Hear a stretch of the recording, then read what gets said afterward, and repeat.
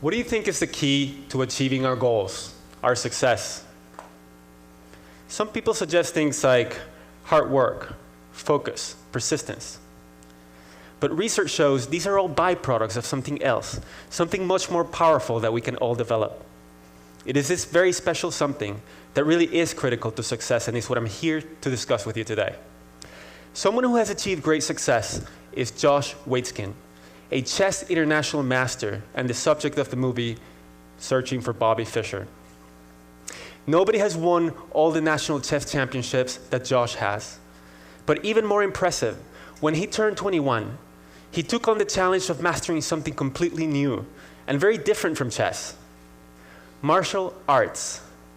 He realized that he had learned how to grow and succeed, and he could apply that understanding to other domains. And so, he devoted himself relentlessly to Tai Chi Chuan. And after lots of hard work, many failures, and some broken joints, he became a great martial artist, and he won 2 world championships. Now he's off to jiu-jitsu. So what does Josh say is the greatest thing that ever happened to him? Believe it or not, he says, losing my first national chess championship, because it helped me avoid many of the psychological traps. The key trap that Josh avoided was believing that he was special, that he was smarter than other people, and that he didn't have to work hard. He could have thought of himself as a prodigy, but he doesn't think that he has extraordinary intelligence. He says, the moment we believe that success is determined by an ingrained level of ability, we will be brittle in the face of adversity. Josh often quotes Stanford professor Carol Dweck, who discovered that some people see intelligence or abilities as fixed, what is called a fixed mindset, while other people see them, as Josh does, as qualities that can be developed, a growth mindset. More important, Dr. Dweck discovered that these 2 different mindsets lead to very different behaviors and results. In a study she did with Dr. Lisa Blackwell, several hundred 7th graders were surveyed to determine which mindset each student had, and then they were tracked for 2 years. Results showed that the students with a growth mindset, those who thought they could change their own intelligence, increased their grades over time, while those with a fixed mindset did not. You can see the trend. The gap in performance just widens and widens over time. The difference between these 2 groups? A different perspective on intelligence. Other studies have shown similar effects for our mindset about other abilities, like problem solving, playing sports, managing people, or anything else you'd like. Dancing la Macarena. The key to success is not simply effort or focus or resilience, but it is the growth mindset that creates them. The mindset itself is critical. Research shows that when we directly try to build grit or persistence, it is not nearly as effective as addressing the mindset that underlies them. How many of us think of ourselves as not math people, or creative, or sociable, or athletic? Or conversely, that we're naturals? If we're to fulfill our potential, we have to start thinking differently. We have to realize that we're not chained to our current capabilities. Neuroscience shows that the brain is very malleable, and we can change our own ability to think and to perform. In fact, many of the most accomplished people of our era were thought of by experts to have no future. People like Charles Darwin, Lucille Ball, Marcel Proust, and many others. But they, along with all great achievers, from Mozart to Einstein, built their abilities. But the key insight that I would like you to walk away with today is that when we realize that we can change our own abilities, when we have a growth mindset, we bring our game to new levels. So how does a growth mindset do that? It turns out that there are physiological manifestations to mindset. Brain scans show that for people with a fixed mindset, the brain becomes most active when receiving information about how the person performed, such as a grade or a score. But for people with a growth mindset, the brain becomes most active when receiving information about what they could do better next time.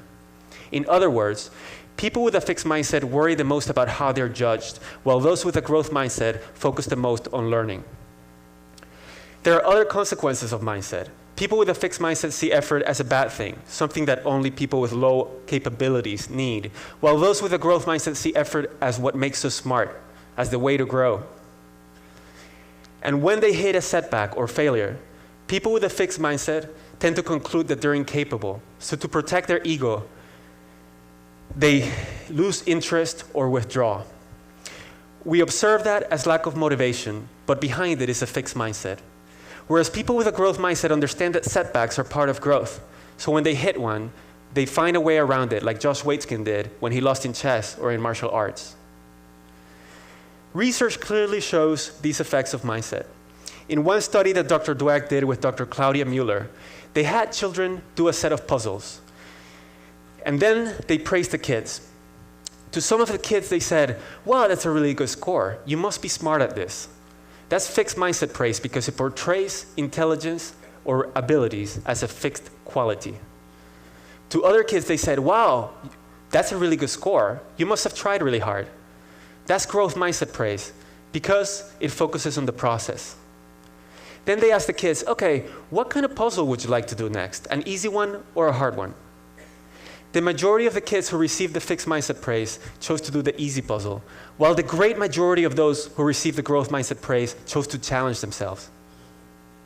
Then the researchers gave a hard puzzle to all of the kids because they were interested in seeing what confronting difficulty would do to their performance. Look at what happened when the kids later went back to the set of easier problems that they started with. The kids who received the fixed mindset praise did significantly worse than they had originally, while those who received the growth mindset praise did better. And to top it off, at the very end, kids were asked to report their scores. And the kids who received the fixed mindset praise lied about their scores over 3 times more often than those who received the growth mindset praise. They did not have another way to cope with their failure. The difference between these two groups? One short little sentence. How often do we praise kids for being smart or for being great at something? We've been told that this will raise their self-esteem, but instead, it puts them in a fixed mindset. They become afraid of challenges and they lose confidence when things get hard. As Josh Waitzkin says, it is incredibly important for parents to make their feedback process related, as opposed to praising or criticizing talent. If we win because we're a winner, then when we lose, it must make us a loser. These studies show not only the mechanisms by which mindset affects performance, but they also show something else that's very important. They show that we can change mindsets. And that's important because most of us have fixed mindsets about something. Another study that showed that we can change mindsets is one in which Dweck and Blackwell did a workshop with 7th graders to instill a growth mindset in them. As a result of the workshop, the students gained more interest in learning and they worked harder. And as a result of that, their grades improved. Other studies have shown that when we teach a growth mindset, not only does it improve achievement for students as a whole, but it also narrows the achievement gap because the effects are most pronounced for the students who face negative stereotypes, such as minority students and girls in math.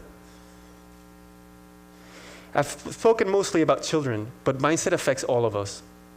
In our workplaces, managers with fixed mindsets don't welcome feedback as much, and they don't mentor employees as much. And employees with growth mindsets about specific skills like negotiations become far better at those skills than people with fixed views.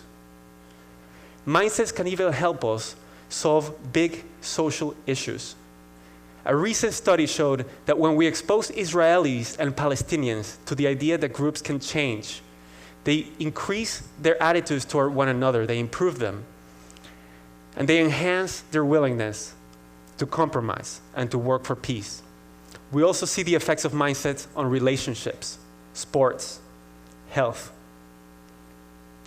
How is it possible that as a society, we're not asking schools to develop a growth mindset in children? Our myopic efforts to teach them facts, concepts, and even critical thinking skills is likely to fail if we don't also deliberately teach them the essential beliefs that will allow them to succeed, not only in school, but also beyond. There's a lot that we can do to change mindsets, but here are 3 things that any of us can do to instill a growth mindset in ourselves and in those around us. First, recognize that the growth mindset is not only beneficial, but it's also supported by science. Neuroscience shows that the brain changes and becomes more capable when we work hard to improve ourselves. Second, Learn and teach others about how to develop our abilities. Learn about deliberate practice and what makes for effective effort. When we understand how to develop our abilities, we strengthen our conviction that we're in charge of them. And third, listen for your fixed mindset voice. And when you hear it, talk back with a growth mindset voice. If you hear, I can't do it, add, yet. My request to you today is that you share this knowledge about the growth mindset with your family, friends, and schools, so that all of us can go and fulfill our potential. Thank you.